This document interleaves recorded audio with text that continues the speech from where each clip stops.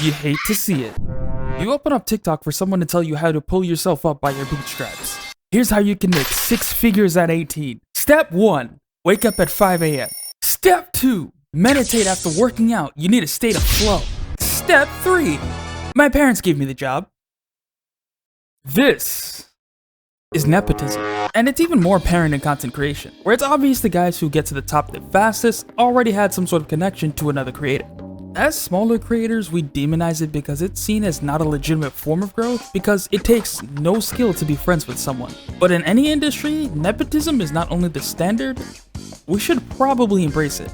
It's impossible to discuss this sort of a topic without referring to what is basically the poster child of this whole subject, Vshojo. The company itself is pretty okay. They don't have any major drama barring squabbles between the talents and others outside the company, but the corporate conglomerate itself remains pretty squeaky clean. It's considered to be one of the better companies because they work on much more of a hands-off basis compared to other companies when handling their talents. But it's not like they're free from controversy either. It's the internet. Even if you avoid the drama will find you. Cue the announcement that they would be looking to expand the company. Applications are now open and anyone can apply. Big or small. Or small. Or small.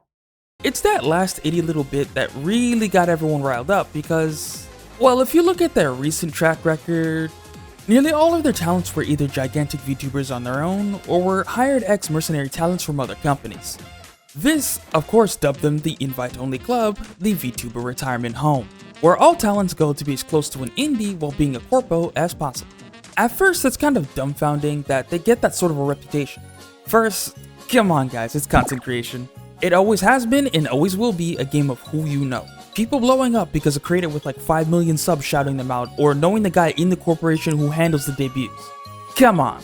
Do you guys really think if, say, the company was Ninja Sanji or Hololive, that it wouldn't be a value benefit to you that you knew the guy doing the hiring or one of the other talents already in the company?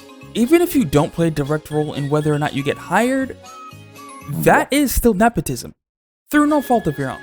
Do you guys really think that these companies don't nepo hire behind the scenes? There has never in the history of any company been a time where the guy they knew wasn't preferred over the guy they didn't. And that's okay. Nepotism to some degree is natural. This ain't a charity, this is a for-profit venture. But it really makes you think, if all companies nepo hire, why does Vshojo get any sort of flack? Why is it that with thousands upon thousands of VTuber corporations that all the kids in the class point to that one specifically and say, why do you only hire your friends? And admittedly, this is the company's own fault. Keep in mind, it's understandable why people get mad at them for saying things like anyone can apply, big or small, but then you look at the last 8 hires and lo and behold, they're all friends of people in the company or ex-company VTubers. Like, of course, Zentreya came out with a tweet running defense for Vshojo where, in summary, we're encouraged to apply anyway.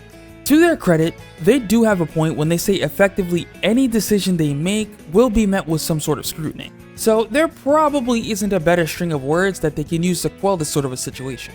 Either they hire someone they know they will make a return on, basically solidifying if you're small, don't even bother, or they hire someone new for people to complain it's only to save face. Now, I doubt that second one will come into fruition only because that implies the company made a financial decision based off of how other people they don't know on the internet perceive them. To which I'd have to say, are your parents brother and sister? Zen came out and said this would be paid for out of pocket, which is kind of a W, but it's not really something that can be easily washed off. You can effectively say what you want, but the reason the backlash even exists is because what you're saying is going against what people can see with their own 2 eyes. Observing. Perceiving even.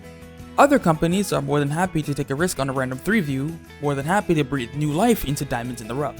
Hence why this is the only guy in the room to get that retirement home reputation. So why does it matter how Vshojo runs? To their credit, when it comes to talent freedom, they are one of the better companies, and I'd wager that's actually part of the problem. Because the talents own their own IP, they have a lot more to leverage over the company. The business model itself is set up in such a way where the talents can just walk. Yanners, Vebe, Silverrail, they can just leave.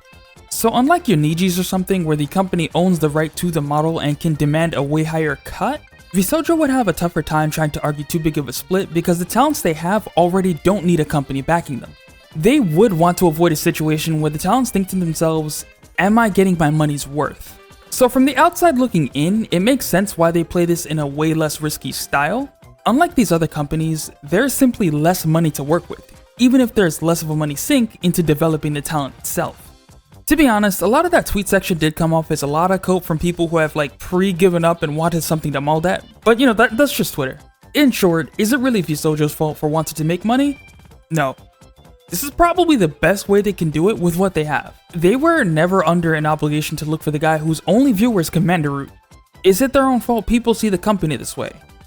Absolutely, don't even try it. Can we expect a company to act against their own self-interest for internet brownie points?